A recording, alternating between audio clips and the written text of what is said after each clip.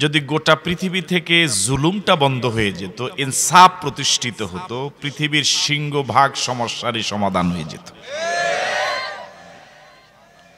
জুলুম হয় ব্যক্তি থেকে ব্যক্তি। যারা একটু টাকাওয়ালা তারা গরিবদের প্রতি জুলুম করে, যে একটু নেতা টাইপের সে সাধারণ মানুষের প্রতি জুলুম করে, ঠিক নয় কি? এমনকি ভাইদের মাঝেও যে একটু প্রভাবশালী দুর্বল ভাইদের প্রতি প্রভাবশালী ভাইরা জুলুম করে। এক বাড়ির লোক আরেক বাড়ির প্রতি জুলুম করে, এক দল অন্য দলের প্রতি জুলুম করে। আসতে বলেন, ঠিক নয় কি? এমনকি পৃথিবীর বড় বড় দেশগুলো ছোট ছোট দেশগুলোর প্রতি জুলুম করে। ফিলিস্তিনের উপর বর্তমান যা চলছে এটা কি ইনসাফ না জুলুম? কত পার্সেন্ট জুলুম? বলেন না আমার ভাইরা, বর্তমানে ফিলিস্তিনের উপরে যা চলছে এটা কি ইনসাফ না জুলুম? এর থেকে বড় জুলুম কি আর হতে পারে? তাহলে আমরা কি সবাই একমত হলাম যে গোটা পৃথিবীর সমস্যার অন্ত নেই, এর মাঝে সবচেয়ে বড় সমস্যাগুলোর মাঝে অন্যতম সমস্যা হলো জুলুম।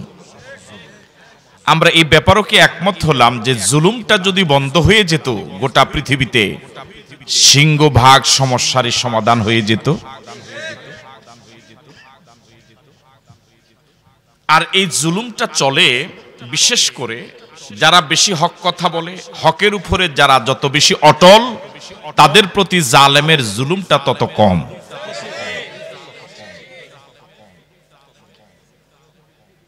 তাদের প্রতি জালেমের জুলুম কম না বেশি? আরো জোরে বলেন।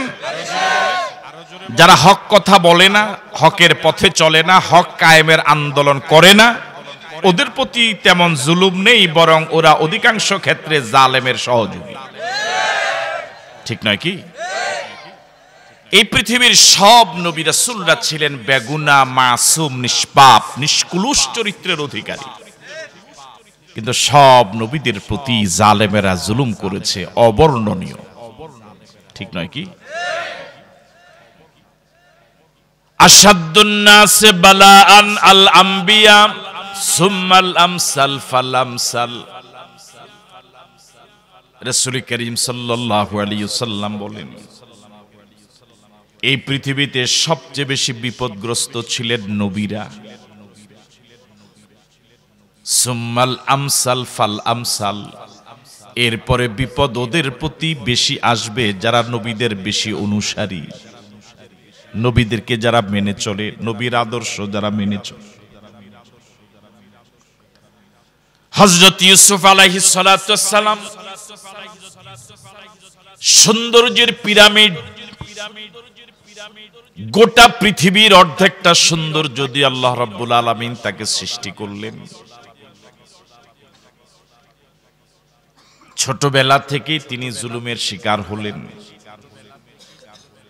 হযরত ইউসুফের প্রতি ছোটবেলায় যারা জুলুম শুরু করেছে ওরা দূরের কেউ নয়, অপরিচিত কেউ নয়, বরং হযরত ইউসুফ আলাইহিস সালামের প্রতি যারা জুলুম করলো তারা নিজের ঘরের মানুষ, নিজের আপনজন। এখনো মাজলুমদের প্রতি যারা জুলুম করে অপরিচিত কেউ নয়, বরং একদম কাছের মানুষ, একদম পরিচিত মানুষ, বাড়ির মানুষ, পাড়া প্রতিবেশী। কথা বলেন, ঠিক নয়?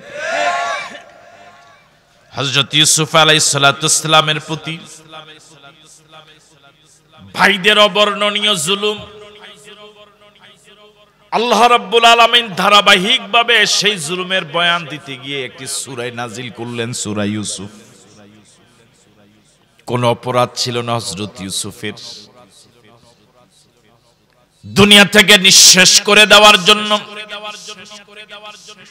দুনিয়া থেকে বিদায় করে দেওয়ার জন্য ভাইয়েরা সম্মিলিতভাবে ষড়যন্ত্রের জাল বুনল। হযরত ইউসুফ আলাইহিস সালামকে অন্ধকার কূপে ফেলে দিল। এই জালেমদের এই জুলুম মাজলুমের প্রতি পৃথিবীর কেউ না দেখলো, যিনি দেখেছেন তিনি কে? আরো জোরে বলুন কে?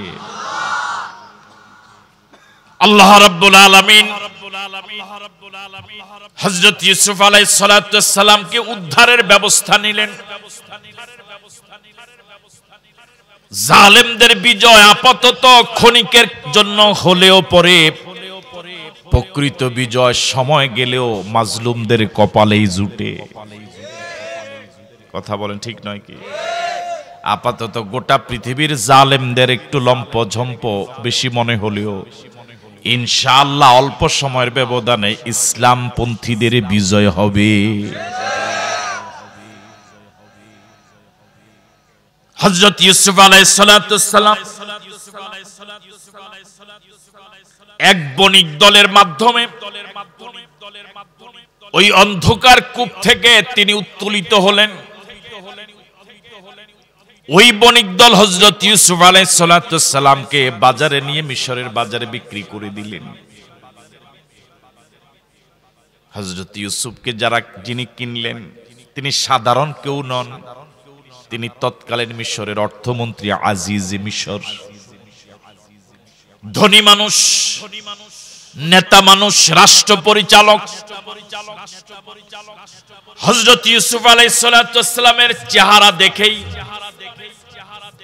তার আচার ব্যবহার, কথাবার্তা, তার ভদ্রতা, নম্রতা তার দৃষ্টি আকর্ষণ করেছে।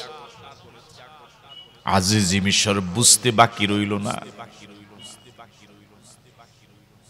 এই ছেলেটা বিক্রি হওয়ার মতো নয়।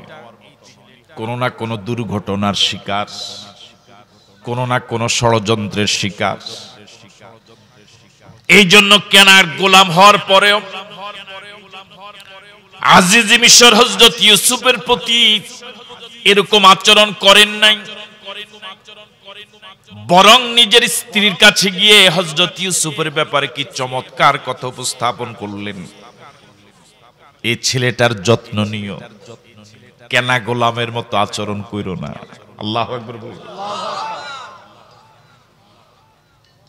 কিন্তু আসলে মাজলুমদের কপালটা এমনই, যে জায়গায় যায় ষড়যন্ত্রের কবলেই পড়ে। ঠিক নয় কি? মাজলুমরা হয়তো চিন্তা করে এই তো কয়েকদিন পরে হয়তো পরিবেশ একটু ভালো হবে, হয়তো মদিনার পরিবেশ পৃথিবীতে আবার ফিরে আসবে। কিন্তু গোটা পৃথিবীর মাজলুমদের ইতিহাস এমন, স্বাধীনভাবে নিঃশ্বাস ফেলার সুযোগ মাজলুমরা কখনোই তেমন পায় নাই, বরং গোটা জীবন তাদের সাথে, গোটা জীবনের সাথে জুলুম যেন অঙ্গাঙ্গিভাবে জড়িত।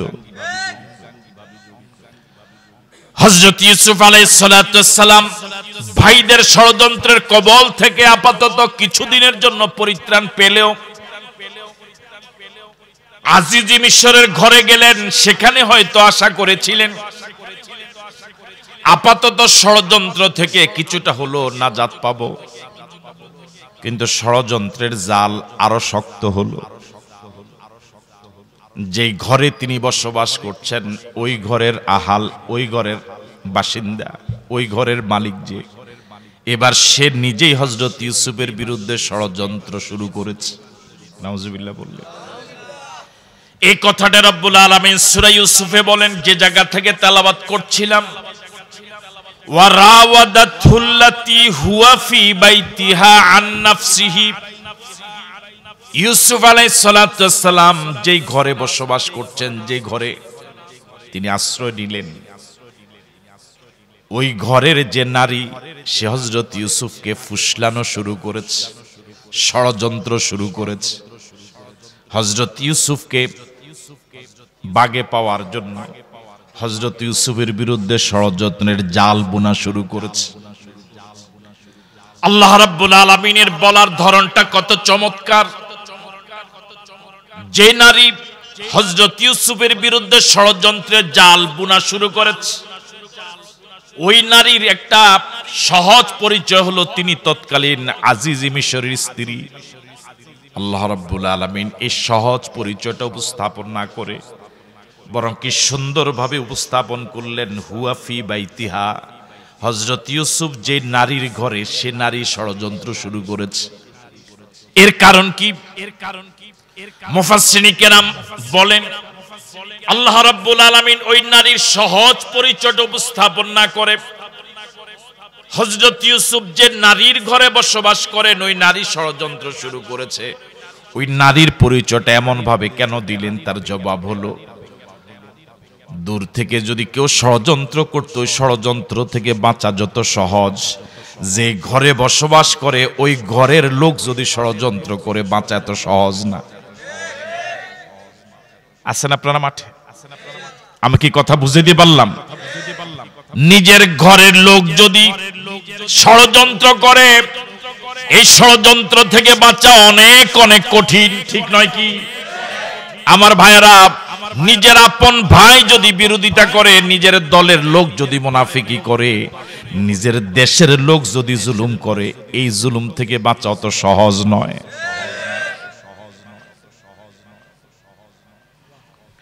ওয়ারাওয়াদাতুল্লাতী হুয়া ফি বাইতিহা আন নাফসিহি ওয়া গাল্লাকাতিল আবওয়াব।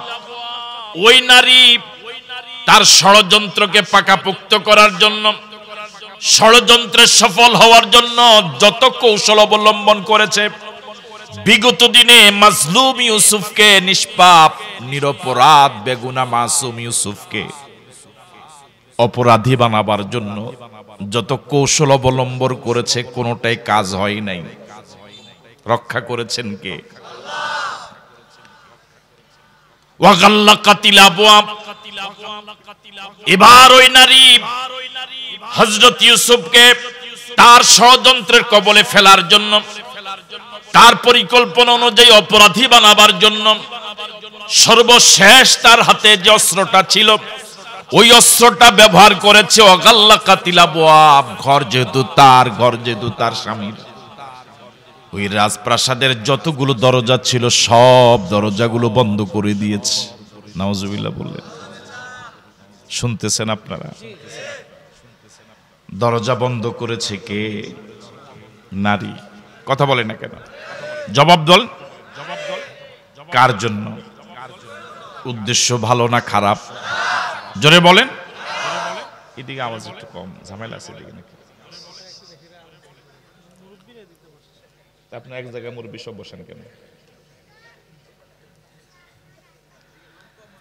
ওয়াগাল্লাকাতিল আবওয়াব। ঘরের সব দরজাগুলো বন্ধ করে দিল নারী। মুফাসসিরিন কেরাম বলেন, ওই রাজপ্রাসাদের মোট দরজা ছিল 12টা। কয়টা? কয়টা দরজা বন্ধ করেছে? যদি দরজা থাকতো 24টা, কয়টা বন্ধ করতো? কথা বলে না কেন? যদি দরজা থাকতো 100টা, বন্ধ করতো কয়টা? তাহলে বোঝা গেল জালেমরা মাজলুমদের জন্য কোনো একটা দরজা খোলা রাখে না। এই পৃথিবীর জালেমেরা মাজলুমদের জন্য তাদের হাতে যত অস্ত্র আছে সব অস্ত্রগুলো ব্যবহার করে। এই পৃথিবীর জালেমেরা, অতীত জালেমদের ইতিহাস হলো মাজলুমদের জন্য, পরিত্রাণের জন্য, নাজাত পাওয়ার জন্য একটা দরজা তারা খোলা রাখে না, সব দরজা তারা বন্ধ করে দেয়। সব দরজা জালেমরা বন্ধ করলেও মাজলুমদের আল্লাহর সাথে যোগাযোগের দরজা বন্ধ করতে পারে না। ঠিক নয় কি? গত কয়েকদিন আগে ফিলিস্তিনের চলমান যুদ্ধে কয়েকটা ছবি ভাইরাল হয়েছে গোটা পৃথিবীতে। এর মাঝে একটা 10-12 বছর একটা কিশোরের একটা বক্তব্য ভাইরাল হয়েছে গোটা পৃথিবী ব্যাপী। 2-3 মিনিটের একটা ভাষণ। কি চমৎকার কথা বলেছে কিশোর, কি জ্বালাময়ী ভাষণ দিয়েছিল কিশোর। ওই ছেলেটা বলেছিল, ইসরায়েলিরা তাদের সবচেয়ে সক্রিয় অস্ত্রগুলো আমাদের বিরুদ্ধে ব্যবহার করে, আমাদের সাথে গোটা পৃথিবীর সম্পর্ক বিচ্ছিন্ন করেছে, হাসপাতালের সাথে আমাদের রোগীদের সম্পর্ক বিচ্ছিন্ন করেছে, আমাদের গ্যাস লাইন, বিদ্যুৎ লাইন, পানির লাইন সব বিচ্ছিন্ন করেছে। এত শত চেষ্টা করো, তারা আমাদের সাথে আমার আল্লাহর সম্পর্ক বিচ্ছিন্ন করতে পারে না। জোরে বলেন আল্লাহু আকবার। এর নাম ঈমান। মুসলমানরা কখনো অস্ত্রের বলে বিজয় অর্জন করে নাই, মুসলমানরা বিজয় অর্জন করেছে ঈমানের বলে। কিসের বলে? ঈমান তো এমন এক শক্তিশালী অস্ত্র, পৃথিবীর কোন অস্ত্র তার মোকাবেলায় টিকতে পারে না। ওয়াগাল্লাকাতিল আবওয়াব, ওই নারী তার ষড়যন্ত্রকে সফল করার জন্য সব দরজাগুলো বন্ধ করে দিয়েছে। এটাই হলো জালেমদের চরিত্র। ওয়াকালাত হাইতালাক, ঘরের সব দরজাগুলো বন্ধ করার পরে এবার ওই নারী হযরত ইউসুফকে ডাক দিল। দরজা এখন খোলা না বন্ধ? আপনাদের জবানও তো বন্ধ। ঘরের দরজা এখন খোলা না বন্ধ? আরো জোরে বলেন। এখন হযরত ইউসুফ আলাইহিস সালাতু ওয়াস সালামের অবস্থা এরকম, মনে হয় একদম হাত পা সব বাঁধা, ঠিক নয় কি? ঘরের দরজা যেহেতু সব, যদিও বাস্তবে হাত পা দড়ি দিয়ে রশি দিয়ে বাঁধে নাই, কিন্তু পরিবেশটা এমন করেছে একজন মানুষকে হাত পা শক্তভাবে দড়ি দিয়ে বাঁধলে পরে সে যেভাবে মজবুর হয়ে যায়, কোনো কাজ করতে বাধ্য হয়ে যায়, বিকল্প কোনো অপশন থাকে না, বিকল্প কোনো পথ তার থাকে না। হযরত ইউসুফের জন্য পরিবেশটা ঘরের ভিতরে ওই নারী এমনই করেছে, নারীর প্রস্তাব ছাড়া বিকল্প কোনো পথ এখন আর হযরত ইউসুফের জন্য কি নাই। বর্তমান গোটা পৃথিবীর মাজলুমদের অবস্থাটাও তেমন। যারা মনোযোগ দিয়ে আলোচনা শুনছেন এবং মনোযোগ দিয়ে আলোচনা বুঝার চেষ্টা করছেন, বর্তমান গোটা পৃথিবীর মাজলুম, পৃথিবীর দেশে দেশে যারা, পৃথিবীর জালেমেরা মাজলুমদের জন্য সব দরজাগুলো বন্ধ করে দিয়েছে। বিচার পাওয়ার জন্য এক জায়গায় যে নিরাপদ ইনসাফপূর্ণ বিচার পাওয়ার জন্য যাবে, সে জায়গাও দরজা বন্ধ। কথা বলেন ঠিক নয় কি? একটা সময় তো জালেমরা জুলুম করার পরে অন্তত বিচার পাওয়ার জন্য মনের দুঃখের কথা কারো কাছে বলার জন্য একটা সুযোগ ছিল, বিচার পাক না বাপ না পাক। কিন্তু বর্তমান পৃথিবীর সিংহভাগ মাজলুমদের জন্যই কারো কাছে যে আপনি মনের কথা বলবেন সেই পথটা এখন বন্ধ। জালেমেরা পরিবেশটা এমন করেছে গোটা পৃথিবীর মাজলুমদের জন্য, গোটা পৃথিবীর মুক্ত আকাশে বিচরণ করার স্বাধীনতা এখন এমন ভাবে হরণ হয়ে গেল, মনে হচ্ছে যেন গোটা পৃথিবীটাই মাজলুমদের জন্য এক একটা জেলখানা। মনে হচ্ছে যেন গোটা পৃথিবীর মাজলুমদের এখন হাত পাও একদম বাঁধা, ঠিক নয় কি? ঠিক বললেও ঠিক, না বললেও ঠিক। ওয়াকালাত হাইতালাক, এবার ওই জালেম বহিল নারী বলছে, কাম হিয়ার, তোমাকে বলছি এদিকে আসো। উদ্দেশ্য ভালো না খারাপ? আরো জোরে বলেন। তাহলে পৃথিবীর সব জালেমদের স্লোগানের উদ্দেশ্য কি নয়? সব জালেমদের স্লোগান, সব জালেমদের ডাকের একই উদ্দেশ্য, অন্যায় এবং জাহান্নামের পথে যাওয়া। জালেমরা কখনো ভালো কথা বলে না, জালেমরা কখনো জনগণকে ভালোর দিকে আহ্বান করে না। সব জালেমরাই অন্যায়ের দিকে মানুষকে আহ্বান করে। ক্বালা মাআযাল্লাহ, ক্বালা মাআযাল্লাহ, ক্বালা মাআযাল্লাহ। হযরত ইউসুফের পক্ষে এখানে কথা বলার জন্য আর কেউ নাই, বিকল্প সহযোগিতা করার জন্য বিকল্প কেউ নাই। জালেম সব দরজা বন্ধ করলেও হযরত ইউসুফের জন্য আল্লাহর সাথে কথা বলার, আল্লাহর সাথে যোগাযোগ করার, মনের কথাগুলো আল্লাহর কাছে বলার সেই দরজা বন্ধ করতে পারে না। এটাই ইমানদারদের সান্ত্বনা, এটাই ইমানদারদের একমাত্র সাহসের পথ, এটাই ইমানদারদের জন্য সাহসের তোরণ। যে আল্লাহর জন্য কথা বলতে গিয়ে জুলুমের শিকার হয়, যত জুলুম চলুক ওই মাজলুম অবস্থায় ওই আল্লাহর সাথে কথা বলার দরজা খোলা থাকে। আল্লাহু আকবার। এটি মাজলুমদের সান্ত্বনা, যে আল্লাহর জন্য এত জুলুম স্বীকার করে গোটা পৃথিবীর মাজলুমেরা, বরং মাজলুম অবস্থা আল্লাহর সাথে কথা বলার জন্য সুযোগ আরো বেশি। কালা মাআযাল্লাহ, চতুর্দিকের সব দরজা বন্ধ, এখান থেকে সরে যাওয়ার কোন রাস্তা খোলা নাই। এখন তিনি যোগাযোগ শুরু করলেন ওই আল্লাহর সাথে, যে আল্লাহর জন্য তিনি জুলুমের শিকার হচ্ছেন, যে আল্লাহর পথে তিনি মানুষকে ডাকার দায়িত্ব পাচ্ছেন। কালা মাআযাল্লাহ, তিনি আল্লাহর কাছে পানাহ চাইলেন এই জুলুম থেকে বাঁচার জন্য, এই অন্যায় প্রস্তাব থেকে বাঁচার জন্য বিকল্প কোনো রাস্তা নাই। বাঁচানেওয়ালাকে আওয়াজ দিয়ে বলুন আল্লাহ, আরো জোরে বলুন আল্লাহ, আরেকবার বলুন আল্লাহ। কিন্তু কত মুসলমান এরকম আছে, বিপদে পড়ে আল্লাহর কাছে সাহায্য না চেয়ে সাহায্য চায় মাজারের কাছে। এরকম আছে না নাই? জোরে বলেন। কিন্তু কঠিন পরীক্ষার সময় ওই মৃত মানুষরা তাকে সাহায্য করতে পারে না। এখন তো সারা দেশের ফেসবুক গুলোতে ভাইরাল। এই পৃথিবীতে এরকম কিছু আল্লাহর বান্দা ছিল এবং আছে যাদেরকে রিমান্ডে নেওয়ার পরেও মিথ্যা কথা তাদের জবান থেকে বের করানো যায় নাই। আবার এরকম কিছু ঘটনা প্রতিদিন এখন ঘটছে, রিমান্ডে নেওয়া লাগে না, সাংবাদিকদের সাক্ষাৎকারেই অবলীলায় সত্য কথাগুলো বলে দিচ্ছে।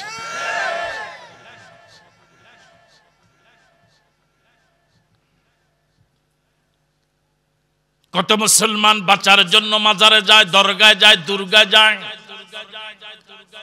আল্লাহ ছাড়া বিপদ থেকে উদ্ধার করার আর কেউ নাই, বিকল্প কেউ নাই, দ্বিতীয় কেউ নাই। আকীদা সাফ করুন। বাঁচানের মালিক কে? আরো জোরে বলুন কে? ইন্নাহু রাব্বি আহসানা মাসওয়ায়া। কি চমৎকার কথা হযরত ইউসুফ বললেন, ইন্নাহু রাব্বি আহসানা মাসওয়ায়া, ইন্নাহু রাব্বি আহসানা মাসওয়ায়া। এই রাব্বির দুইটা তাফসীর করেছেন মুফাসসিরিনে কেরাম। প্রথম তাফসীর হলো ইন্নাহু রাব্বি, ইন্নাহু রাব্বি আহসানা মাসওয়ায়া। তিনি তো আমার এমন রব, তিনি তো আমার এমন আল্লাহ, যে আল্লাহর কাছে আমি পানাহ চাইলাম, যে আল্লাহর কাছ থেকে, যে আল্লাহর কাছে এই ডাক থেকে বাঁচার জন্য সহযোগিতা চাইলাম, তিনি তো আমার এমন দয়ালু আল্লাহ। আমার ভাইরা যখন আমাকে ভুলে গিয়েছিল তখনও তিনি আমাকে ভুলে যায় নাই। তিনি তখন আমাকে ভুলে যায় নাই।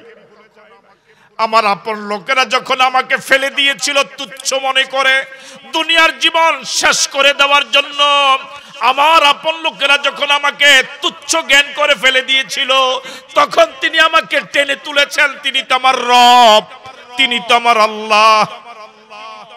শুধু তিনি আমাকে কুয়া থেকে উদ্ধারই করেন নাই, তিনি কি চমৎকার ভাবে একজন আজিজে মিশরের বাসায় রাজকীয় হালতে আমার এই অসহায় জীবনকে যিনি এত চমৎকার ভাবে লালন পালনের সুযোগ করে দিলেন, আমি আমার আল্লাহর বিরুদ্ধে তোমার ডাকে সাড়া দিয়ে কেমন ভাবে নাফরমানি করি। আল্লাহু আকবার। আমি আমার এমন মালিকের সাথে কেমনে নাফরমানি করি? তিনি তো আমার এমন রব, তিনি তো আমার এমন রব। ইন্নাহু আহসানা, ইন্নাহু রাব্বি আহসানা মাসওয়ায়া। আমি আপনি যখন মায়ের গর্ভে ছিলাম, এক ফোঁটা পানি, যে পানির পৃথিবীতে কোনো দাম ছিল না, ফ্রি দিলেও কেউ নিবে না, আলোচনা করার মতো আমার আপনার অবস্থা তখন ছিল না। হাল আতা আলাল ইনসানি হিনুম মিনাদ দাহরি লাম ইয়াকুন শাইআম মাযকুরা। মানুষের জীবনে কি এমন একটা সময় যায় নাই যে সময় সে আলোচনার কোনো বিষয় ছিল না, কোন আলোচ্য বিষয় ছিল না। আজ থেকে 50 বছর আগে আশরাফি আবু নসর আশরাফি নামে পৃথিবীতে অস্তিত্ব আমার ছিল না। কেউ আমাকে জানতো না, কেউ আমাকে চিনতো না। একটা সময় ছিলাম নাই। এরপরে তিনি এক বিন্দু পানি থেকে কি চমৎকার করে মানুষ বানালেন, রক্তের টুকরা বানালেন, গোশতের টুকরা বানালেন। এই ছোট্ট গোশতের টুকরার ভিতরে একটা বডি দিলেন, বডির আকৃতি দিলেন। এই ছোট্ট বডিটার ভিতরে 206 খানা হাড় দিলেন। এই 206 খানা হাড়ের ভিতরে 360টা তিনি জোড়া দিলেন, জয়েন্ট দিলেন। সুম্মা কাসাওনাল ইযামা লাহমা। তিনি তো এমন রব যিনি আমার পুরা বডিটাকে একটা মাত্র চামড়া দিয়ে কভারজাত করে দিলেন। আমি যখন আমার মায়ের গর্ভে, আপনি যখন আপনার মায়ের গর্ভে, একেবারে চরম অসহায়, পৃথিবীর কেউ আমার খবর নেয় নাই, আমার দল আমার খবর নেয় নাই, আমার পীর আমার খবর নেয় নাই, আমার নেতা আমার খবর নেয় নাই। দলের কাছে আমার কদর বেড়েছে যেদিন দলের জন্য মিছিলে যাওয়ার উপযোগী হয়েছি। দলের কাছে আমার কদর বেড়েছে যেদিন থেকে দলের আদেশে অন্যের মাথায় বাড়ি দেওয়ার উপযোগী হয়েছি। পীরের কাছে আমার কদর বেড়েছে যেদিন পীরকে হাদিয়া দেওয়ার উপযোগী হয়েছি। যেদিন আমি মায়ের গর্ভে চরম অসহায়, যেদিন আমার দল আমার খবর নেয় নাই, পীর আমার খবর নেয় নাই, পৃথিবীর কেউ আমার খবর নেয় নাই, এমন চরম অবহেলিত অবস্থায় যিনি আমাকে ভুলে যায় নাই, তিনি আর কেউ নন, তিনি হলেন আমার আল্লাহ। ইন্নাহু রাব্বি আহসানা মাসওয়ায়া, ইন্নাহু রাব্বি আহসানা মাসওয়ায়া। ও আজিজি মিশরের স্ত্রী, কেমন আহ্বান তুমি আমাকে করলে। তিনি তো আমার এমন আল্লাহ যে আল্লাহ আমাকে, তিনি তো আমার এমন রব যে রব ভাইরা ফেলে দেওয়ার পরও রব ফেলে দেয় নাই। রব সেখান থেকে আমাকে উদ্ধার করেছেন, আমার জীবনটাকে অবহেলিত অবস্থা ছেড়ে দেয় নাই। আজিজ মিশরের বাড়িতে রাজকীয় রাজপ্রাসাদে থাকার সুযোগ দিলেন। আমি কেমন করে আমার এমন মালিকের নাফরমান হতে পারি? এই ওয়াজ থেকে কি আমার আপনার জন্য শিক্ষণীয় কি কিছু নাই? আমার আপনার স্রষ্টাকে আরো জোরে বলেন কে? এবার সবাই স্বতঃস্ফূর্তভাবে সত্যিকার অর্থে নিরপেক্ষ জবাব দিয়ে বলুন তো দেখি, দুনিয়াতে আমি আপনি জীবন নিয়ে মানুষ হিসেবে আসার পিছনে আমার দলের অবদান কয় আনা? এই মাত্র কয়েকজনে জবাব দিলেন। আপনার এখানে যে যে দল করেন, দলের অবদান মানুষ হিসেবে দুনিয়াতে রূহ নিয়ে আসার পিছনে দলের অবদান কয় %? পীরের অবদান কয় %? 16 আনা অবদান কার? আরো জোরে বলুন। তাহলে 16 আনা গোলামি হবে কার? আরো জোরে বলুন, 16 আনা গোলামি হবে কার? সিদ্ধান্ত নিতে হবে এমন আল্লাহর গোলামি বিরোধী, এমন আল্লাহর গোলামি ছাড়া আর কারো গোলামি করব না। রাজি আছি? কারা কারা রাজি? দুহাত তুলে দেখান।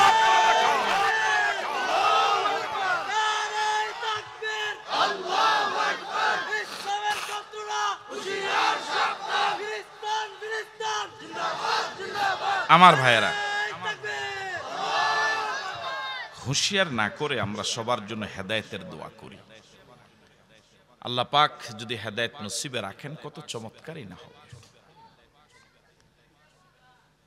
কি অবাক করা কথা, বানালো আল্লাহ, আমি মিছিল করি আল্লাহর বিরুদ্ধে। কি পরিমাণ নাফরমান, কি পরিমাণ নিমুখা।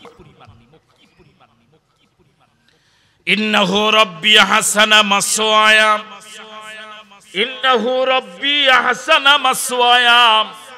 এই হলো প্রথম তাফসীর। দ্বিতীয় তাফসীর হলো ইন্নাহু রাব্বি আহসানা মাসওয়ায়া। এখানে এই রবের দ্বিতীয় তাফসীর হলো আজিজে মিশর, তোমার স্বামী আজিজে মিশর, কষ্টার্জিত টাকা দিয়ে আমাকে কিনে এনেছে, আমার সাথে গোলামের মতো আচরণ করে নাই। আমি তার কেনা গোলাম, দুনিয়ার বিবেচনায় তিনি আমাকে গোলামের মতোই ব্যবহার করবেন, এটাই হলো স্বাভাবিক। কিন্তু তিনি আমার সাথে গোলামের মতো ব্যবহার করেন নাই, বরং কি চমৎকার ভাবে তিনি আমার সাথে আচরণ করেন। তোমার যে স্বামী আমার সাথে এত ভালো আচরণ করেন, সেই স্বামীর স্ত্রীর সাথে তার ডাকে সাড়া দিয়ে আমি এমন ব্যক্তির সাথে বেঈমানি করব, এটা হতেই কথা বুঝেননি। বর্তমান দেশে, বর্তমান পৃথিবীতে পরকীয়া আছে না নাই? আপনাদের এই যুক্ত গ্রামে নাই? যুবকরা এখন জবাব দেয় না, দেখেন একটু আগে জবাব দিয়েছে। যুক্ত গ্রামে পরকীয়া আছে না নাই? বিশ্বাস করুন আর নাই করুন, আমার মন বলে সাগরের গভীর জলরাশির ভিতরে জলজ প্রাণীগুলো যেভাবে ডুবে আছে, গোটা পৃথিবী জেনার সাগরে ভাবে ডুবে আছে। বিশ্বাস হয় আপনাদের? গোটা পৃথিবী জেনার সাগরে ডুবে আছে। একটা স্বামী কত কষ্ট করে প্রবাস জীবনে কাটায়, 10-12 ঘন্টা ডিউটি করে, একটু বেশি টাকা ইনকাম করার জন্য আবার 4 ঘন্টা ওভার টাইম করে। কত কষ্ট করে তারা সংসার চালায়।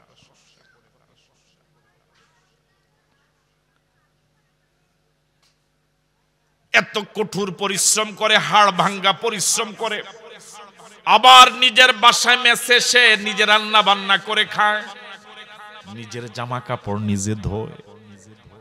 এত কষ্ট করে যে স্বামী তার স্ত্রীর জন্য টাকা পাঠায়, স্ত্রী একটু সুখে থাকার জন্য, কত নিমক হারাম, কত নাফরমান স্বামীর এমন কষ্টে টাকা খরচ করে পর পুরুষের সাথে রাত কাটায়।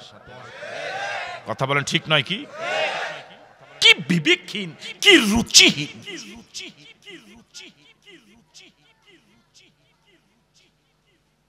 কিভাবে পারে এটা? মানুষের যদি সামান্য কমন সেন্স থাকতো, স্বামীর কষ্টের কথাটা যদি একটু অনুভূতি আনতো, হায় রে আমার স্বামী কত কষ্ট করে আমার ছেলে মেয়েদের জন্য, এতটুকু অনুভূতি যদি থাকতো, কোন স্ত্রী তার স্বামীর সাথে এরকম বেঈমানি করতে পারত? ঠিক নয় কি?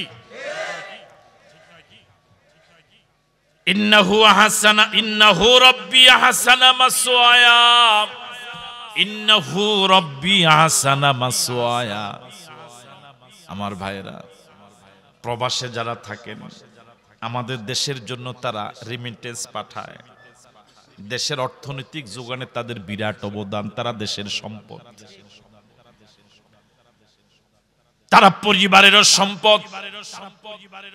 কয়েক ভাই, বাবা কষ্ট করে সংসার চালায়, এক সময় হাল চাষ করে, ছোট্ট দোকানদারি করে। বড় ভাইটা হয়তো লেখাপড়ায় ভালো ছিল, কিন্তু বাবার কষ্টের কথা চিন্তা করে একটা সময় চিন্তা করে, আমার লেখাপড়া যদি শেষ পর্যন্ত নেই তাহলে বাবার অনেক কষ্ট হবে, বাকি ভাইদের লেখাপড়া হবে না।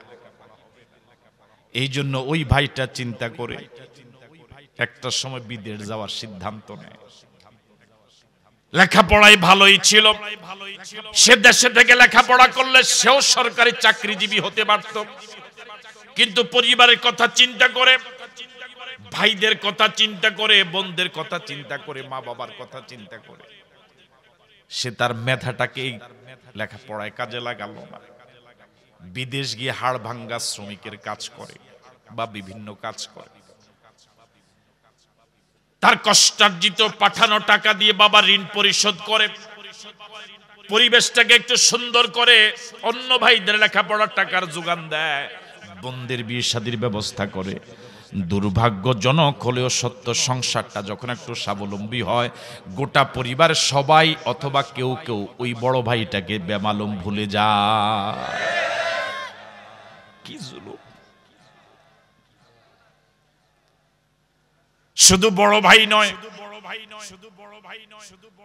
যে ব্যক্তি পরিবারটার জন্য সব, যেই ভাই হোক, যে পরিবারের জন্য বেশি পরিশ্রম করে, সে সবচেয়ে বেশি অবহেলার শিকার হয়। বড় ভাই পাঠানো টাকা দিয়া ছোট ভাই বেনসন খায়, আপনি বুঝেননি নাকি? না আমার ভাইয়েরা, বড় ভাইয়ের পাঠানো টাকা দিয়ে অন্য ভাইগুলো কত ভালো চলে, এটা ভালো কথা, অবশ্যই ভাই ভাইয়ের জন্যই তো করবে। যে ভাইটা তোমার পরিবারের হাল ধরলো, পরিবারের ঋণ গুছাবার জন্য সহযোগিতা করলো, ওই ভাইটার প্রতি একটু দরদ ভরা মন নিয়ে যদি সম্পর্ক না রাখো, এই কষ্টটা ভাইটা রাখবে কোন জায়গায়? কেন যেন আমরা এমন হয়ে গেলাম? শুধু পরিবারে নয়, যারা দেশের জন্য সবচেয়ে বড় মাপের দেশপ্রেমিক, ওরে এইগুলো আজ দেশ বিরোধী। এদেশের স্বাধীনতা সার্বভৌমত্বের জন্য যদি আবার জীবন দেওয়া লাগে, তাহলে ইসলামপন্থীরাই আগে জীবন দিবে। সত্যিকারের দেশপ্রেমিক যদি থেকে থাকে, কোরআনওয়ালারাই সত্যিকারের দেশপ্রেমিক। ইসলামপন্থীদের পৃথিবীতে অন্য কোন জায়গায় যাওয়ার কোন সুযোগ? ইসলামপন্থীরা, কোরআনওয়ালারা বাঁচলে এই দেশে বাঁচবে, মরলে এই দেশেই মরবে। ঠিক এভাবে দলের জন্য যে বেশি করে সে দলে বেশি অবহেলিত হয়। কথা কয় না কেন? যে প্রতিষ্ঠানের জন্য সবচেয়ে বেশি পরিশ্রম করে, প্রতিষ্ঠানে সে বেশি অবহেলিত হয়। ঠিক না? সব জায়গায় কি শুধু জুলুম আর জুলুম। ইন্নাহু রাব্বি হাসানা মাসওয়ায়া, ইন্নাহু রাব্বি হাসানা মাসওয়ায়া, ইন্নাহু রাব্বি হাসানা মাসওয়ায়া। তোমার স্বামী আমার জন্য এত কিছু করলো, আমি কেমনে তার বিরুদ্ধে চলি? একটা মাহফিল সাজাবার জন্য যারা বেশি পরিশ্রম করে, মাহফিল শেষে তারাই বেশি কথা শোনে। এটা তো জাকির ভাই বেশি করবে, ঠিক না কথাটা? একটা মাহফিলের জন্য সারা দিন যারা এলাকার আলেমেরা, মসজিদের ইমামেরা, খতিবেরা, এলাকার ওলামায়ে কেরাম যারা গোটা মাহফিলটা ধরে রাখে, তাদের সবার হাদিয়া যা আমরা 1 ঘন্টা ওয়াজ করি, আমগো হাদিয়ার থেকে কয়েকশো গুণ। বুঝলেন আমরা কথা বলেন না? ঠিক না? যারা সারাক্ষণ ধরে রাখলো,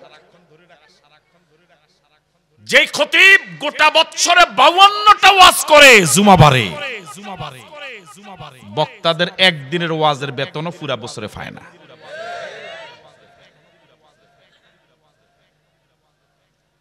ঠিক না?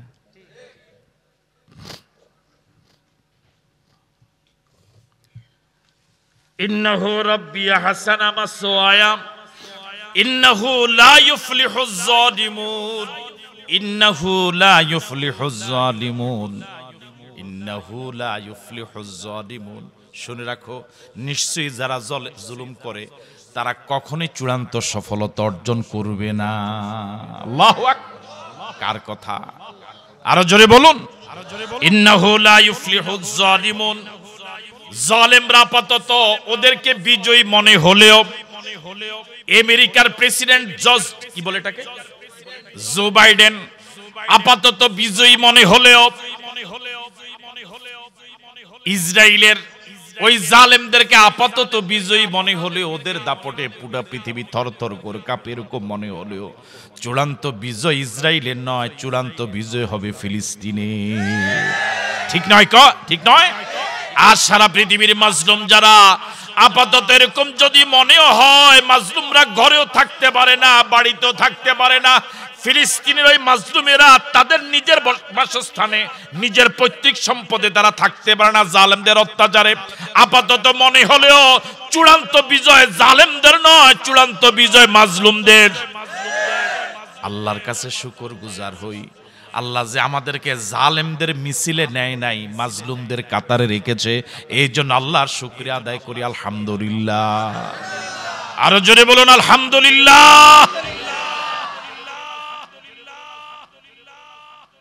ওয়াস্তাবাকাল বাবা ওয়া কাদ্দাত কামিসাহু মিন দুবুরিন ওয়া আলফায়া সাইয়্যিদাহা লাদাল বাব।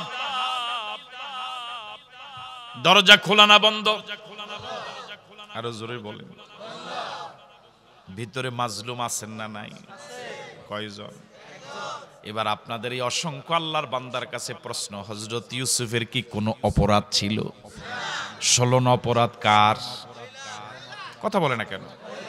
16 অপরাধ কার? 16 আনা নিরপরাধ কে? তাও বললেন না। 16 আনা নিরপরাধ কে? ওয়াস্তাবাকাল বাবা ওয়াকাদ্দাত কামিসাহু মিন দুবুরিন। হযরত ইউসুফ আলাইহিস সালাতু ওয়াস সালাম কথা বলা শুরু করেছিলেন মাজলুম অবস্থায়। কার সাথে? আল্লাহর সাথে কথা বলার দরজা বন্ধ না খোলা? এখন খোলা না বন্ধ? এখনো খোলা। হযরত ইউসুফ আলাইহিস সালাতু ওয়াস সালাম আল্লাহর উপরে ভরসা করে, আল্লাহর উপরে নির্ভর করে তিনি নিশ্চিত জানতেন ঘরের সব দরজাগুলো বন্ধ। তিনি বদ্ধ দরজার দিকে আল্লাহর উপরে ভরসা করে দৌড় দিলেন। সুবহানাল্লাহ বলুন। এবার বলুন তো দৌড় দিলেন কে? আওয়াজ ছোট হয়ে গেল। কে? কোন দিকে? দরজা খোলা না বন্ধ? এই আয়াতের তাফসীর থেকে মাসআলা হলো, যে জায়গায় গুনাহ হওয়ার সম্ভাবনা, যে জায়গায় থাকলে পরে অপরাধ হওয়ার সম্ভাবনা, ষড়যন্ত্রের কবলে পড়ে যাওয়ার সম্ভাবনা, ওই জায়গায় দাঁড়ানো যাবে না, বসা যাবে না, ওই জায়গায় সময় দেওয়া যাবে না, বরং সমস্ত শক্তি দিয়া নিজের জন্য যা করণীয় সেই শক্তি দিয়া ওই জায়গা থেকে ত্যাগ করা লাগবে। আল্লাহু আকবার। ও যুবকেরা, এমন মজলিসে কেন সময় দাও যে মজলিসে আল্লাহু আকবার বলা যায় না? এমন মিছিলে কেন যাও যে মিছিলে গেলে আমার আল্লাহর নাম নেওয়া যায় না? মুসলমান এরকম মিছিলে যায় কি যায় না?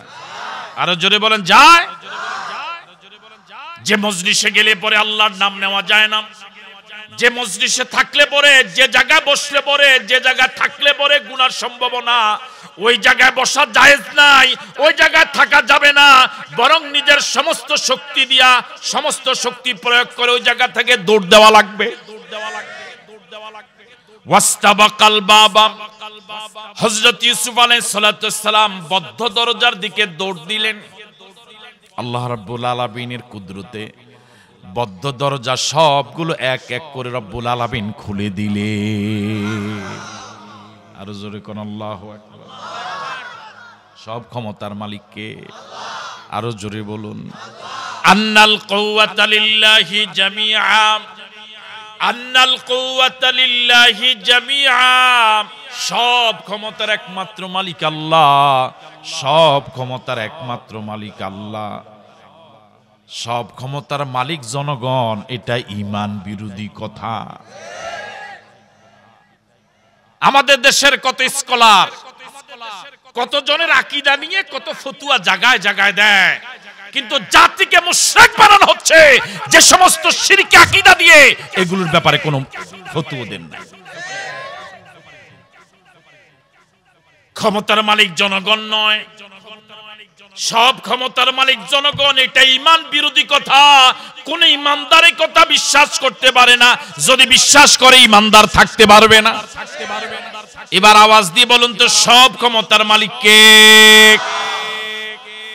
কয়েকদিন আগে তো আপনাদের এলাকায় ভূমিকম্প হয়েছিল, অন্য জায়গা হয় নাই।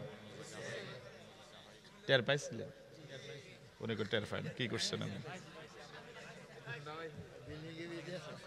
আমার ভাইয়েরা, আমার ছোট্ট জীবনে, জীবন আসলে কম হয় নাই, বয়স মুড়ে মুড়ে কম হয়নি। ভূমিকম্প অনেক দেখেছি, কিন্তু এরকম ভূমিকম্প আমি আমার কাছে মনে হয়েছে, তখন আমি চেয়ারে বসা, মনে হয়েছে যে চেয়ারটা সহ মনে আমাকে ফেলে। ইযা জুলজিলাতিল আরদু জিলজালাহা, ইযা জুলজিলাতিল আরদু জিলজালাহা।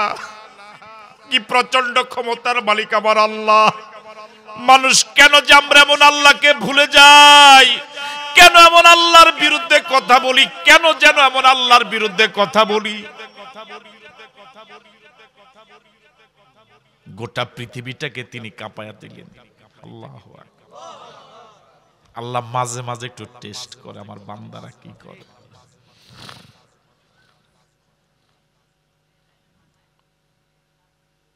আল্লাহ রাব্বুল আলামিন বদ্ধ সব দরজাগুলো খুলে দিলেন। এবার আপনাদের কাছে আমার প্রশ্ন, মাজলুমেরা যদি শুধু আল্লাহর উপরে নির্ভর করে ময়দানে নেমে যায়, জালেমের সকল রশিগুলো খুলে দেওয়ার ক্ষমতা রাখে কে? আরো জোরে বলেন কে? তিনি আমার আল্লাহ। আমরা এখনো সে মানের ইমানদার হতে পারি নাই, ময়দানে নামার হিম্মত দেখাতে পারি নাই। জালেমেরা মাজলুমেরা যদি পরিপূর্ণ ঈমান নিয়ে যদি ময়দানে নামার হিম্মত দেখায়, জালেমরা যত দরজাই বন্ধ করুক সব দরজা খুলে দিবে কে? এবার বলুন তো দেখি, হযরত ইউসুফ আলাইহিস সালাতু ওয়াস সালাম যখন দরজার দিকে দৌড় দিলেন, দরজাগুলো খুলে গেল। এখন যে জালেম জুলুম করলো, ষড়যন্ত্রের জাল বুনলো, সে কি দাঁড়িয়ে থাকবে না সেও পিছে পিছে যাবে? হ্যাঁ,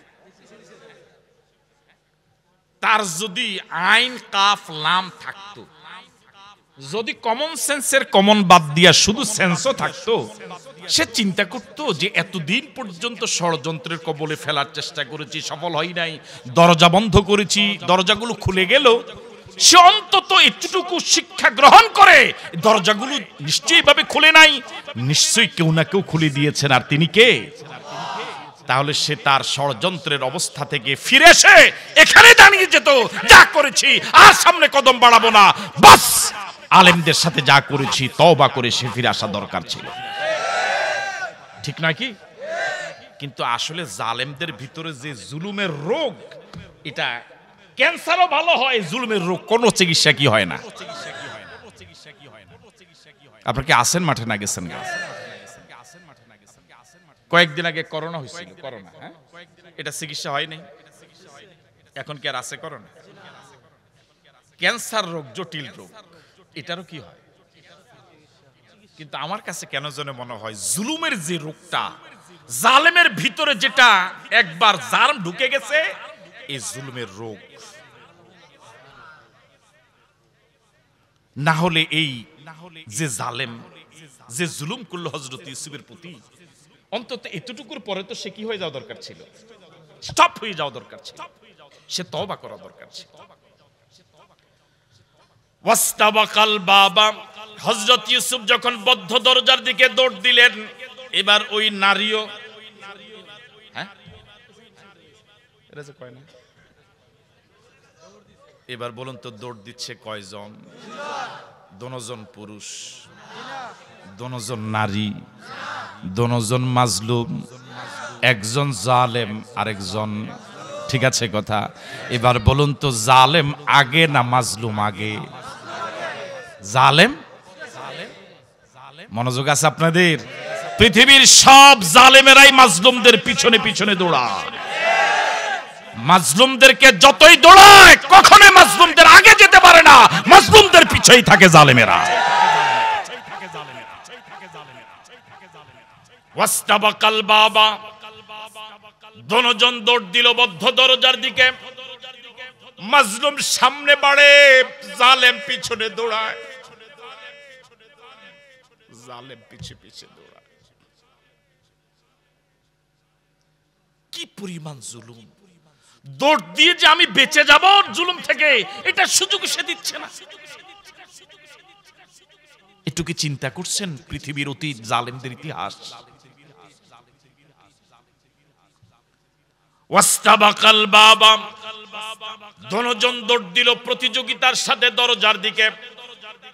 একজন দৌড়াচ্ছে বাঁচার জন্য, আরেকজন দৌড়াচ্ছে ধরার জন্য। একজন দৌড়াচ্ছে জুলুম থেকে বাঁচার জন্য, আরেকজন দৌড়াচ্ছে মাজলুমকে জুলুমের কবলে ফেলার জন্য, ঠিক নয় কি? বর্তমান গোটা পৃথিবীর জালেমদের মিছিলটাও এরকম, মাজলুমদের মিছিলটাও এরকম। গোটা পৃথিবীর মাজলুমরা এখন দৌড়াচ্ছে, প্রাণপণে দৌড়ায়, 24 ঘন্টায় কোনো না কোনো পেরেশানিতে আছে।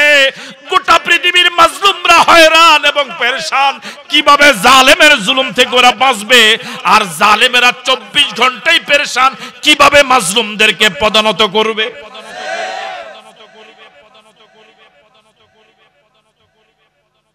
ওয়াকাদ্দাত কামিসাহু মিন দুবুরিন, ওয়াকাদ্দাত কামিসাহু মিন দুবুরিন,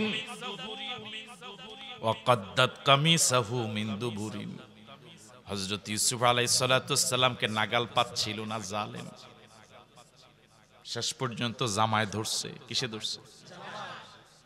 ওই যে একটু আগে বলেছিলাম যদি আইন কাফ লাম থাকতো, দৌড়ায় যেহেতু পারে না, জাগা ধরতে পারে না। কিসে ধরছে? তাহলে বোঝা গেল পৃথিবীর জালেমেরা মাজলুমদেরকে না পাইলে অন্তত ছায়া হলো ধরে। ছায়া বুঝেন তো কি? ওই যে রোদ্রে দাঁড়াইলে যে কি পড়ে, এটা কি কয় আপনাদের দেশে? উজার একটা বললো।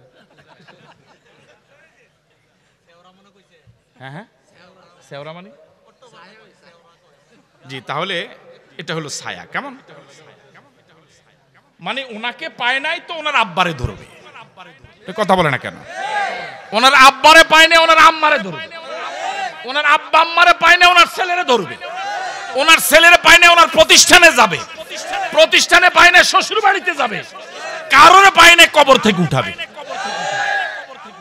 না হলে তুই ইউসুফে ধরতে পারস নাই, তুই ছাইড়া দে, জামার ধরা দরকার কি?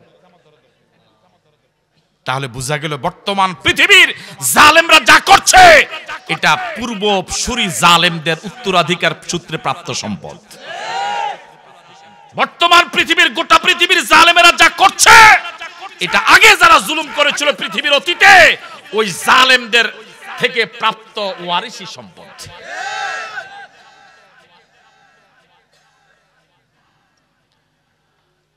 ওয়াস্তাবাকাল বাবা ওয়াকাদ্দাত কামিসাহু মিন দুবুরিন ওয়াকাদ্দাত কামিসাহু মিন দুবুরিন। হযরত ইউসুফ আলাইহিস সালাম বাঁচার জন্য এরকম জোরে সজোরে দৌড় দিলেন। দৌড়ের গতি এত বেশি ছিল যে নারী জুলুম করেছে, পিছন থেকে জামাটা ধরেছে, জামাটা ধরেও ইউসুফের গতিকে রোধ করতে পারে নাই, বরং মন্থর করতে পারে নাই। গতি যা ছিল সেই গতি নিয়ে দৌড় দিয়েছে, যেহেতু দৌড়ের ভিতর ইখলাস ছিল।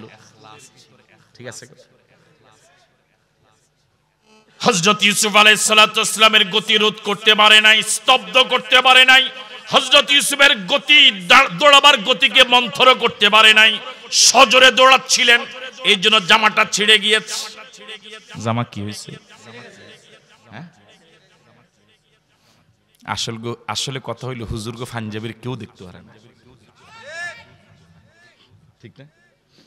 আলেম ওলামার এই টুপি পাঞ্জাবি এগুলোর কেউ, এই জন্য পাঞ্জাবি কি করে লাগে, শার্টে পর্যন্ত সিটসে কেউ দেখছে।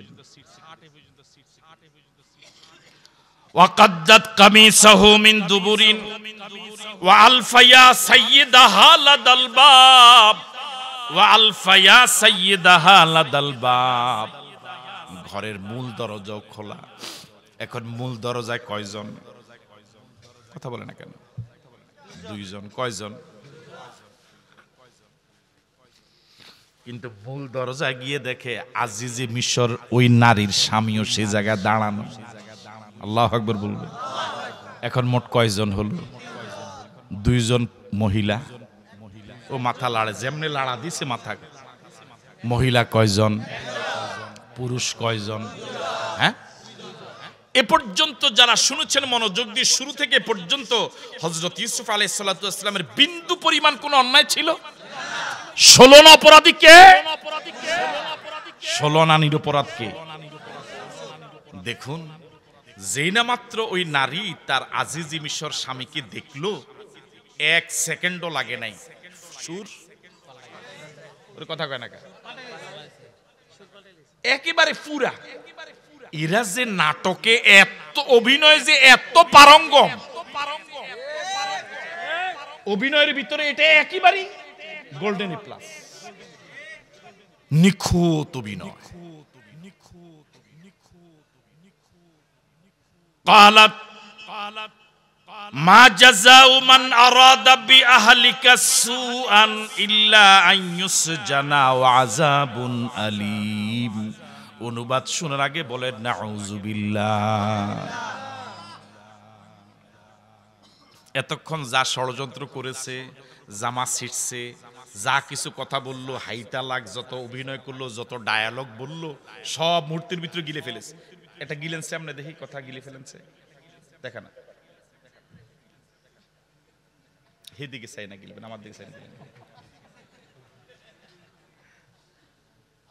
মহিলা এতক্ষণ যা করছে সব কি করে ফেলেছে, মানে এখন একদম ভালো হয়ে গেছে, সাধু কি হয়ে গেছে।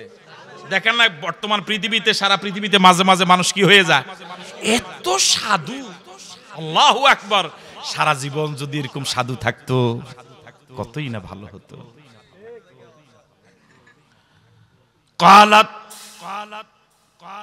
এবার ওই মহিলা বলছে, মা জাযাউ মান আরাদা বিআহলিকা সুআন, যে তোমার পরিবারের সাথে অন্যায় কাজ করতে চায়, নাউজুবিল্লাহ বললেন না, তার ব্যাপারে আমার রায় হলো ইল্লা আইয়ুসজানা, তাকে জেলে ঢুকানো হোক, আও আযাবুন আলীম, অথবা ভিন্ন কোনো কঠিন শাস্তির সম্মুখীন করা হোক। নাউজুবিল্লাহ বললেন। এই রায়ের সাথে কি আপনারা একমত? একমত আছে তো মনে হয়, একমত। এই রায়টা ন্যায় না অন্যায়? আরো জোরে বলুন, ন্যায় না অন্যায়? কত পার্সেন্ট অন্যায় রায়? এই জাতীয় 100% অন্যায় রায় বর্তমান পৃথিবীতে আছে না নাই? আজিজ মিশরের স্ত্রী, সে কি রায় দেওয়ার মালিক? বড়জোর সে একটা মামলা দিতে পারত, স্বামীর কাছে বলতে পারত যে সে এমন করছে, যদিও কথাটা মিথ্যা, বড় জোরে এতটুকু করা দরকার, মানে করলে পারত যে এবার আপনি যা রায় দেন। সে কোনো মামলা উপস্থাপন করা ছাড়াই নিজে কি দিয়ে লেছে। এখনো পৃথিবীতে এরকম আছে, কোনো মামলা নাই, হিয়ারিং নাই, শুনানি নাই, রায়। قالت ما جزاء من أراد بأهلك سوءا, যে তোমার পরিবারের সাথে অন্যায় কাজ করতে চায়। মা জাযাউ, মা মাইনাস পরে ইল্লা মাইনাস প্লাস অনুবাদ হবে ইল্লা আইয়ুসজানা আও আযাবুন আলীম, তার ব্যাপারে রায় হলো, জাযা হলো, প্রতিদান হলো, তাকে হয় আবদ্ধ করা হোক অথবা কঠিন শাস্তি দেওয়া হোক। এবার আপনাদের হাজারা জনতার কাছে প্রশ্ন, হযরত ইউসুফ আলাইহিস সালাতু ওয়াস সালাম 16 আনা নিরপরাধ হওয়ার পরেও একটা রায় তো হয়ে গেল। কথা বলে না কেন? রায় তো হয়ে গেছে না যায় নাই? হইছে না হয় নাই? আমার ভাইরা, কিন্তু দুঃখজনক হলেও সত্য, বর্তমান পৃথিবীর মাজলুম ইসরায়েল ফিলিস্তিনের বিরুদ্ধে কত উলামায়ে কেরাম তাদের বিরুদ্ধে ফতোয়া দিছে। এরা যেরকম মাইর খায়, কোনো না কোনো দোষ না থাকতে না।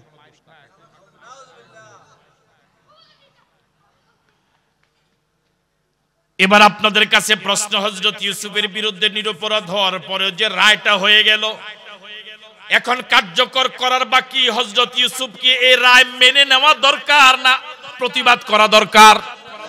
কথা বলে না কেন? হযরত ইউসুফের এবার জবান খোলা দরকার। তিনি চিন্তা করলেন, রায় হয়ে গেল সম্পূর্ণ অন্যায়ভাবে, শুধু এখন কার্যকর করার বাকি। যে রায় দিল, যার সামনে দিল, তারাই এ দেশের কর্তা, ঠিক নয় কি? এই ঘরটাও তাদের, এ দেশের কর্তা তারা। আমি এখানে কিছুই না, আমি আশ্রিত তাদের। এ রায় প্রত্যাখ্যান করার ছাড়া এ রায়ের প্রতিবাদে তেমন কিছু আমি সফল হতে পারবো না। অন্তত আমার জবান থেকে একটাবার প্রতিবাদ করা দরকার। ওরা আমার কথা যদি নাও মানে, সময়ের ব্যবধানে পৃথিবীর কেউ না কেউ জানবে আমি নিরপরাধ ছিলাম, পৃথিবীর সবাই জানবে ওরা অপরাধী ছিল। আমি অন্তত আমার হক কথাটা বলে যাই, কেউ না কেউ লাভবাহিক বলবে, ঠিক নয় কি? আমার দায়িত্ব হলো আজান দেওয়া, আমার দায়িত্ব হলো নারায়ে তাকবীর স্লোগান দেওয়া, কেউ না কেউ আল্লাহু আকবার বলবে। পরিবেশ কখনোই অনুকূলে থাকে না, পরিবেশ অটোমেটিক আল্লাহ পাক তৈরি করে দেয়। রাসূল করিম সাল্লাল্লাহু আলাইহি ওয়াসাল্লাম যখন নবুয়তের দায়িত্ব পেলেন, সাফা পাহাড়ের উপর এসে দাওয়াত দিলেন। মনে আছে আপনাদের? মনোযোগ দিয়ে যারা শুনেন জবাব দেন। রাসূল যখন দাওয়াত দিলেন, ইয়া সাবাহা বলে, পাহাড়ের আশেপাশে যারা ছিল সবাই আসলো। এবার আপনাদের কাছে প্রশ্ন, রাসূল যখন তাদেরকে দাওয়াত দিলেন তখন পরিবেশ কি রাসূলের অনুকূলে ছিল? কথা কয় না কেন? তখন কি এই সমাজের এই মজলিসের একজনও কি রাসূলের পক্ষে ছিল? রাসূল কি পরিবেশের কথা চিন্তা করে, যাদের সামনে কথা বলছি একজন আমার পক্ষের নয়, এ কথা চিন্তা করে কি দাওয়াতি কাজ বন্ধ করছে? বরং রাসূল সাহসিকতার সাথে পরিবেশ সম্পূর্ণ তার বিরুদ্ধে, এখানে যারা উপস্থিত আছে সব তার বিরুদ্ধে, জানার পরেও তিনি তার কথা বলেই গেলেন। পরিবেশ ধীরে ধীরে অনুকূলে আসে নাই? কথা বলেন এখন, আসে নাই?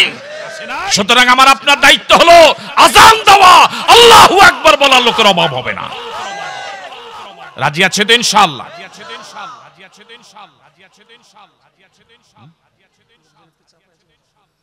ওনাদেরকে আর কষ্ট দিন, আমি তোর কয়েক মিনিট বাসার ওইকে নিয়ে আসি,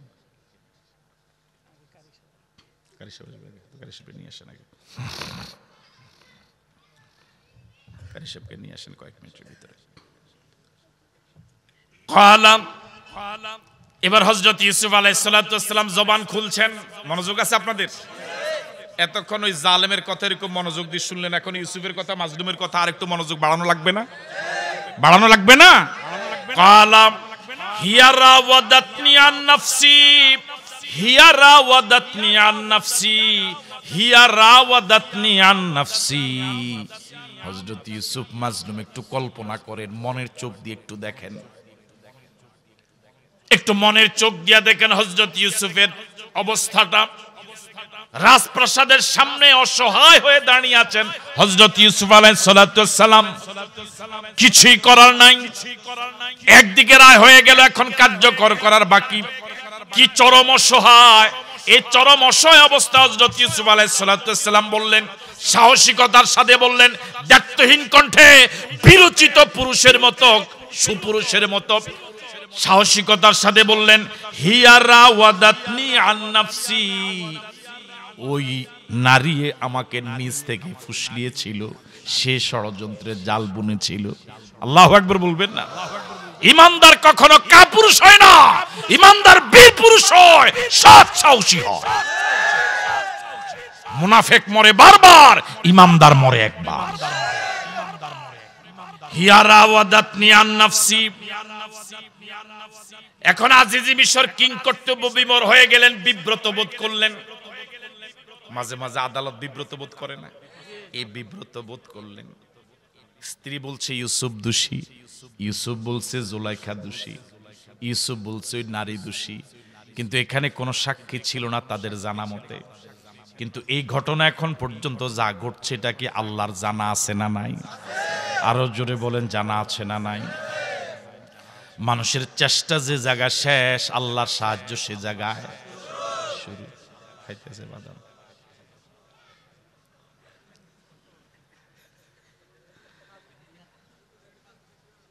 জি, ওয়াশাহিদা শাহিদুন মিন আহলিহা। আসলে ইউটিউবেরা ভালো মানুষ, চেহারা শুরু দেখলে মাশাআল্লাহ মায়া লাগে। ওয়াশাহিদা শাহিদুন মিন আহলিহা, ওয়াশাহিদা শাহিদুন মিন আহলিহা। ঘটনা যখন মারাত্মক জটিল আকার ধারণ করেছে, আজিজি মিশর যখন কিং কর্তব্য বিমর, বিব্রত বোধ করলেন, ঘটনার রায় কিভাবে দিবেন, কার্যকর কিভাবে করবেন, কে দোষী কে নির্দোষ এটা কিভাবে বুঝবেন। ইউসুফ বলেন তিনি নির্দোষ, মহিলা বলে ইউসুফ দোষী। ঠিক এমন সময় আল্লাহ রাব্বুল আলামিনের কুদরত শুরু হয়ে গেল। ওই রাজপ্রাসাদের ছোট্ট একটা শিশু ছিল, যে দোলনায় দোলার বয়স, দোলনায় ৫-৭ বছর বয়স। কেমন এই কবিল মাথা লাড়ি কহ, এই বিলে ৫-৭ বছর বিলে দোলনায় দোলে, এই ২-৩ মাস, ঠিক না? যে এখনো যার মুখ ফুটে নাই, শুধু হাত পাও, ওই নারী মনে করেছে ছোট্ট একটা শিশু জবান খোলে নাই, সে এই জুলুম ইউসুফের প্রতি যে আমি করছি, এই শিশুটা হয়তো দেখবে না, দেখলেও বুঝবে না। কিন্তু একটা সময় এরকম হয়, যে শিশুদেরকে অবহেলা করে ওই শিশুরাই মিছিলের নেতৃত্ব দেয়, ঠিক নয় কি? আজকে অনেক শিশু আছে এখানে, আলহামদুলিল্লাহ, অনেক কিশোর আছে, এরা ইনশাআল্লাহ আগামীতে বাংলার ভবিষ্যৎ হবে ইনশাআল্লাহ। এরা ইসলামী আন্দোলনের, কোরআনের রাজ কায়েমের নেতৃত্ব এরাই দিবে ইনশাআল্লাহ। ওয়াশাহিদা শাহিদুন মিন আহলিহা, ওই পরিবার থেকে একজনকে রব্বুল আলামিন সাক্ষী হিসেবে উপস্থাপন করলেন, একজন সাক্ষী দিয়ে দিল। আল্লাহু আকবার বলবেন না? সে ছোট্ট একটা শিশু, যার দোলনায় দোলার বয়স, এখনো যার মুখ ফুটে নাই, কল্পনাই করে নাই যে এই ছোট্ট শিশুটার জবান খুলে যাবে, এই কঠিন সময় সে সাক্ষী দেওয়ার উপযোগী হবে, এটা ওই আজিজ মিশরের স্ত্রী কল্পনাও করে নাই। হযরত ইউসুফ আলাইহিস সালাম হয়তো কল্পনা করে নাই। তাহলে মাজলুমরা যখন আল্লাহর উপরে ভরসা করে, এমন জায়গা থেকে সাহায্য আসা শুরু হয়, যে জায়গা থেকে সাহায্য আসবে জালেমরা মাজলুমরা কল্পনাও করে না, এমন জায়গা থেকে সাহায্য এসে যায়। ওয়াশাহিদা শাহিদুন মিন আহলিহা ইন কানা কামিসুহু কুদ্দা মিন কুবুলিন ফাসাদাকাত ওয়া হুয়া মিনাল কাযিবিন। আল্লাহু আকবার। ওই ছোট্ট শিশুটা দোলনায় দোলার বয়স, যার এখনো মুখ ফোটে নাই, কথা বের হয় না, যে এখনো কথা বলার উপযোগী হয় নাই, কথা বলার বয়সী যার হয় নাই, আল্লাহ রাব্বুল আলামিন তার জবান খুলে দিলেন। আল্লাহু আকবার। আমরা বিশ্বাস করি আর না করি, তামাম জগতে যা কিছু আমরা দেখি, যা কিছু দেখি না, সব আল্লাহর গোয়েন্দা। সব আল্লাহর কি? সব আল্লাহর গোয়েন্দা বাহিনী।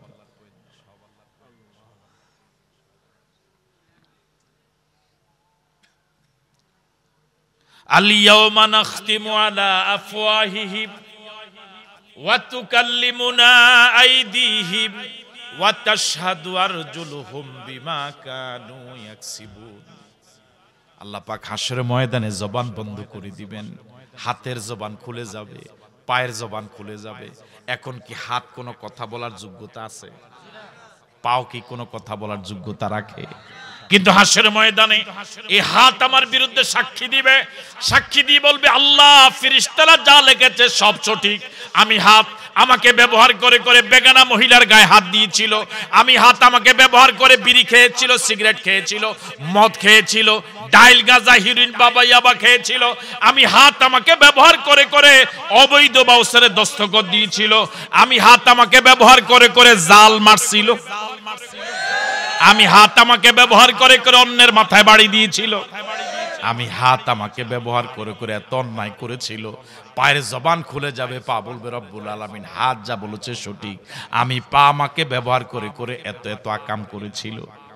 তখন ব্যক্তি অবাক হয়ে বলবে, ক্বালু লিজুলুদিহিম লিমা শাহিদতুম আলাইনা, ক্বালু লিজুলুদিহিম লিমা শাহিদতুম আলাইনা।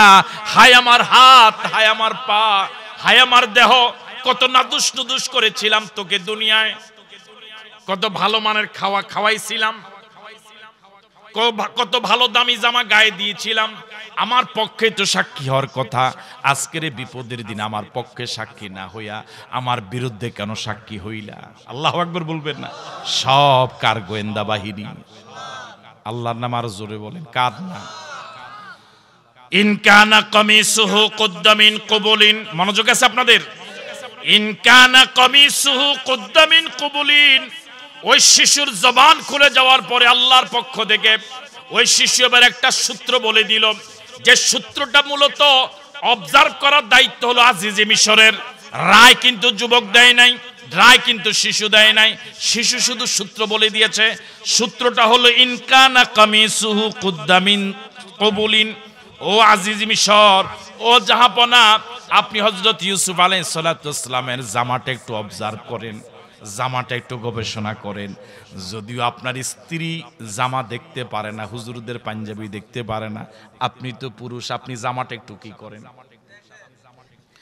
দেখে। ইন কানা কামিসুহু কুদ্দা মিন কুবুলিন, যদি দেখা যায় জামাটা সামনের দিক থেকে ছিঁড়া, কোন দিকে? জোরে কোন? তাহলে ফাসাদাকাত, তাহলে আপনার স্ত্রী সত্যবাদী।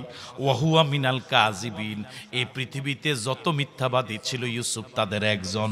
বুঝতে হবে ইউসুফের জামা সামনের দিক থেকে চিনা হলে মহিলা বাঁচতে চেয়েছিল, ইউসুফ আক্রমণ করতে চেয়েছিল, এই জন্য জামা সামনের দিক থেকে চিনা। ওয়াইন কানা কামিসুহু কুদ্দা মিন দুবুরিন, ও জাহাপনা আজিজ মিশর, যদি তালাশ করে আপনি দেখেন জামাটা পিছন দিক থেকে ছিঁড়া। বাকি অনুবাদ শোনার আগে বলেন আল্লাহু আকবার। ওয়া ইন কানা কামিসুহু কুদ্দা মিন দুবুরিন, যদি জামাটা পিছন দিক থেকে ছিঁড়া হয়, ফাকাযাবাত, তাহলে আপনার ঘরেই ঝামেলা। রাস্তে কোন, তাহলে ঝামেলা কোনানে? ফাকাযাবাত, তাহলে আপনার স্ত্রী মিথ্যাবাদী। ওয়া হুয়া মিনাস সাদিকিন, এই পৃথিবীতে যারাই সত্যের মিছিলের কর্মী হযরত ইউসুফ তাদের একজন। ফালাম্মা রাআ কামিসাহু কুদ্দা মিন দুবুর, হুজুরদের পাঞ্জাবি যতই দেখতে না পারো, একটা সময় বিপদে পড়লে পাঞ্জাবি নিয়ে গবেষণা করা লাগে। ফালাম্মা রাআ কামিসাহু, যখন আজিজ মিশর জামাটাকে গবেষণা করে দেখলেন, কুদ্দা মিন দুবুরিন, জামা পিছন দিক থেকে ছিঁড়া। আল্লাহু আকবার বলবেন। জামা পিছন দিক থেকে ছিঁড়া হলে কে দোষী? আরো জোরে কোন। ফালাম্মা রাআ কামিসাহু কুদ্দা মিন দুবুরিন, যখন দেখলেন জামাটা পিছন দিক থেকে ছিঁড়া, ক্বালা ইন্নাহু মিন কাইদিকুন্না, ক্বালা ইন্নাহু মিন কাইদিকুন্না, কাল বিলম্ব করে নাই, সময় নেয় নাই। আজিজি মিশর নিজের স্ত্রীর বিরুদ্ধে রায় দিতে বিলম্ব করে নাই। আল্লাহু আকবার বলবেন। চমৎকার কথা বলল, ইন্নাহু মিন কাইদিকুন্না, এটা তোমাদেরই ষড়যন্ত্র। এখানে সামনে আজিজি মিশরের সামনে মহিলা কয়জন? কিন্তু তিনি ব্যবহার করলেন কুন্না, তুমি নয় তোমাদের। তার মানে তুমি যদিও এখানে একজন, তোমার মুরিদ কিন্তু কিয়ামত পর্যন্ত। এই কথা কয় না, ঠিক কিনা? ইন্নাহু মিন কাইদিকুন্না, এটা তোমাদের ষড়যন্ত্র। ইন্না কাইদাকুন্না আযীব, ইন্না কাইদাকুন্না আযীব, তোমাদের ষড়যন্ত্র বড়ই মারাত্মক। জোরে বলেন ঠিক নয় কি? দুই ভাই যদি ঝগড়া লাগে, দুই ভাইয়ের ঝগড়া দরবারিরা মিট করতে আধা ঘন্টা হইলেই সারে, কিন্তু দুই জালে যদি ঝগড়া লাগে, জাল বুঝেন? জাল মানে কি?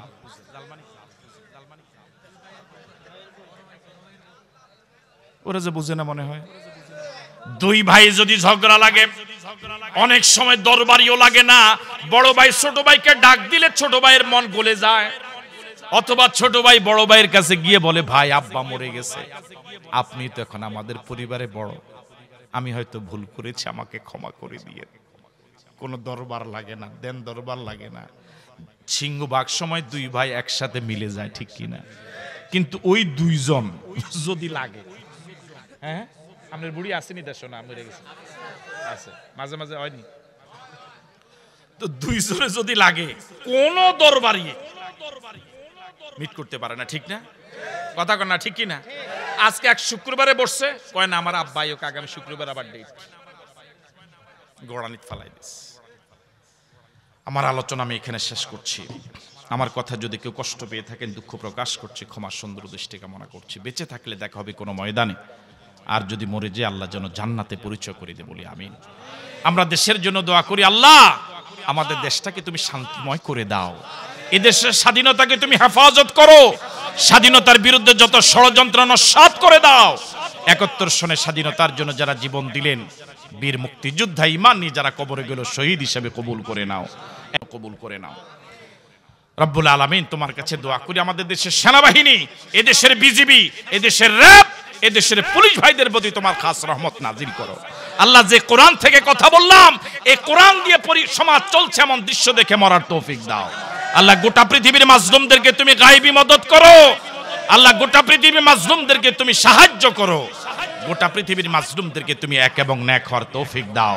আল্লাহ, ফিলিস্তিনি মাজলুমদেরকে তুমি বিজয় দান করো। জালেম ইসরায়েলিদেরকে ধ্বংস করে দাও, ওদের মনোবল ভেঙে দাও, ওদের অস্ত্রগুলোকে নিষ্ক্রিয় করে দাও। পৃথিবীর মানচিত্র থেকে ইসরায়েলিদেরকে তুমি ধ্বংস করে দাও। আমার আলোচনাকে শেষ করছি। আমার আব্বা ধামতি কামিল মাদ্রাসার সাবেক শাইখুল হাদিস, আমার উস্তাদ এবং আমার আব্বা। আজকের যিনি প্রধান বক্তা ডক্টর আবুল কালাম আজাদ বাশার, তারও খুব প্রিয় উস্তাদ, আপনারা হয়তো অনেকে জেনে থাকবেন, শাইখুল হাদিস আল্লামা ফজলুল করিম।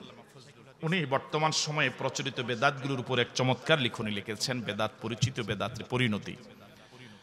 আমার জানা মতে এই বিষয়ে অনেক লেখনী আছে বাজারে, কিন্তু এত তথ্য এবং তথ্যবহুল লেখনী দ্বিতীয়টি আছে বলে আমার জানা নেই। আলেমদের জন্য খুবই জরুরি বলে আমি মনে করি। এখানে কিছু আছে কপি, গাড়িতে কিছু থাকবে, যদি কারো নেওয়ার প্রয়োজন হয় সেখান থেকে নেওয়ার জন্য দাওয়াত দিচ্ছি। আসসালামু আলাইকুম রহমতুল্লাহি ওয়া বারাকাতুহু।